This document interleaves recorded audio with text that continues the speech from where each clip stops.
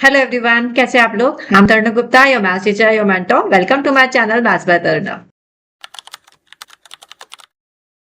Yes, so we are doing question number 29 from the board paper 24-25. सारे questions का link आपको नीचे मिल जाएगा। Go through all the questions करने हैं, प्रैक्टिस कर लीजिए और इसको समझिए एंड खुद भी अपने आप से कीजिए। हाँ जी, सो क्वेश्चन नंबर 29 में हमें क्या बोला, if the points A C 6,1 B P 2 this and this are the vertices of a parallelogram. हमें क्या दे रखा है, वर्टिसेस दे रखे हैं पैरेललोग्राम के। तो हमें find the value of P and Q and check whether this is rectangle और नॉट। ठीक है, तो सबसे पहले हम एक पैरेललोग्राम बना लेते हैं। इस तरीके से पैरेललोग्राम बना लेंगे और यहाँ पे हम इसको ए बी सी डी नाम दे देंगे, ए बी सी डी, और इसके पॉइंट्स भी लिख लेते हैं क्या क्या है। So let's write down the points. ए हमारे पास में 6,1 है, बी हमारे पास में P, 2 है, एंड सी हमारे 9,4 है, एंड डी हमारे पास में 7, Q है। This points we have right. अब हमें सबसे पहले क्या निकालना है, find the value of P and Q। Parallelogram है और हमें क्या निकालना है, P एंड Q की। तो बेटा पैरेललोग्राम है तो हमें सबसे पहले एक प्रॉपर्टी याद आनी चाहिए कि डायगोनल बाइसेक्ट ईच अदर। तो हम इसका मिड पॉइंट निकालेंगे दोनों डायगोनल्स का। ठीक है जी, मिड पॉइंट निकालेंगे तो कैसे निकालेंगे, तो इन पैरेललोग्राम क्या होता है, पैरेललोग्राम में डायगोनल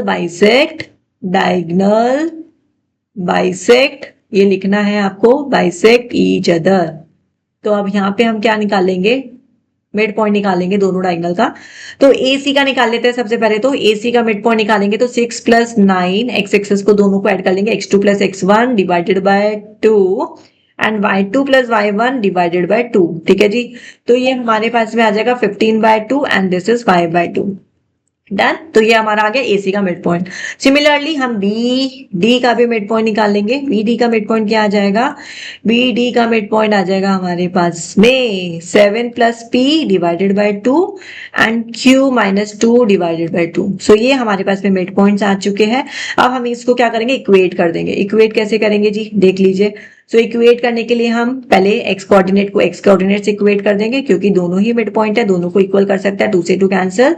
तो P का वैल्यू आ जाएगा 15 - 7 कम्स आउट 8। तो P का वैल्यू हमारे पास में 8 आ चुका है। ठीक है, P का वैल्यू हमारे पास में क्या आ गया, 8 आ चुका है। दोनों को इक्वेट कर दिया हमने, 7 + b/2 = 15/2, 2 से 2 कैंसिल, और फिर हमने इसको लीनियर इक्वेशन की हेल्प से इसको सॉल्व कर दिया। ठीक है, अब सिमिलरली हम सेकंड वाला पार्ट भी कर लेंगे। सेकंड वाला पार्ट बोले तो Q - 2/2 को 15/2 से इक्वेट कर देंगे, 2 से 2 कैंसिल, Q की वैल्यू हमारी आ गई 17। Q की वैल्यू क्या आ गई, एक्सक्यूज मी, एक सेकेंड दोबारा चेक कर लेते हैं। तो दिस इज Q + 2 होगा, एक second let me check. Q, this is comma था, Q + 2 हो जाएगा, सॉरी सब जगह +2 करना है, दिस इज कॉमा था। ठीक है, तो यहाँ पे हमारा this is Q + 2 divided by 2 gives you, एक मिनट,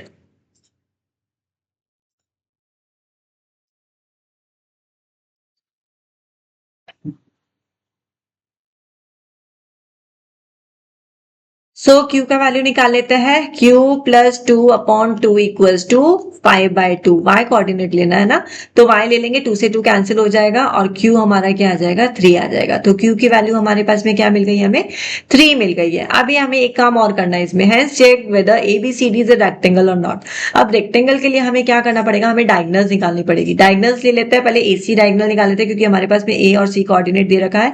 तो A कोऑर्डिनेट 6,1 एंड C का कोऑर्डिनेट है 9,4। अब हम डिस्टेंस फॉर्मूला यूज करेंगे और AC निकाल लेंगे। AC निकालने के लिए हम क्या करेंगे, 9 - 6 का होल स्क्वायर प्लस फॉर्मूला लिखना है हर क्वेश्चन में जब भी आप काम में ले।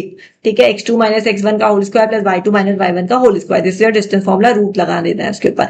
तो 3 का स्क्वायर 9 + 4, 3 का स्क्वायर 9, तो ये हो जाएगा हमारे पास में 18, √18। हमारे पास में एक डिस्टेंस आ गया है, AC डायगोनल आ गया 18, √18। नाउ अब दूसरा डायगोनल भी निकाल लेते हैं, BD भी निकाल लेते हैं। BD के लिए हमें B का कोऑर्डिनेट चाहिए। B हमारे पास में P क्या निकला था, 8,2 और 7,3, ये कोऑर्डिनेट्स है हमारे पास में। इस कोऑर्डिनेट की हेल्प से हम निकालेंगे BD भी निकाल लेते हैं। BD 8 - 7 का होल स्क्वायर प्लस 2 - 3 का होल स्क्वायर, तो ये हो जाएगा आपका 1 plus again 1, this is your root 2। Oh, diagonal तो मैच ही नहीं कर रही है। So this is not a rectangle, not a rectangle, diagonal equal नहीं है, नॉट अ रेक्टेंगल। ठीक है, तो डायगोनल के लिए रेक्टेंगल के लिए हमारे पास में रेक्टेंगल के लिए डायगोनल्स इक्वल होनी चाहिए। So this is done. So second part, इसमें हमारा रेक्टेंगल प्रूव नहीं हुआ और हमने पी एंड क्यू का वैल्यू निकाल दिया है। So done this question, ABCD is not a rectangle. Last में आराम से लिख के आइए, क्योंकि डायगोनल्स इक्वल होनी चाहिए, पैरेललोग्राम इक्वल होती है तो ही हम कह सकते हैं this parallelogram is rectangle. So done, right, समझ में आ गया होगा। फाइन, चलो जी, ठीक है, नेक्स्ट क्वेश्चन में नेक्स्ट क्लास के साथ में मिलते हैं। Bye bye.